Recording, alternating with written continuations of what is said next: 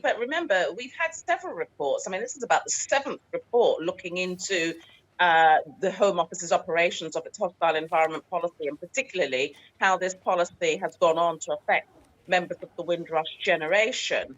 Um, so, we're not surprised. I mean, it's gone further in that it's actually found or concluded that the Home Office has actually broken equalities law.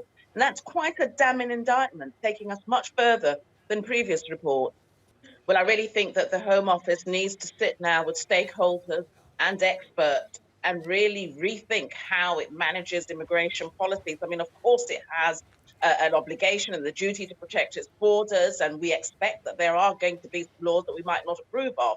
But something is very wrong. We've got reports of bullying in the Home Office.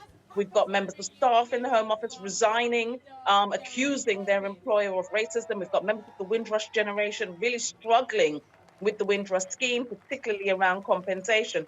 Something is very wrong and it needs an urgent and critical review and an implementation plan.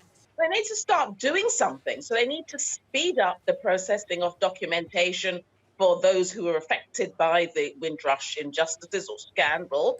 They need to speed up the payment of compensation. The compensation needs to be fair. There are lots of problems with the scheme that needs to be resolved. There are lots of issues with even the distribution of the status documents and what status people get.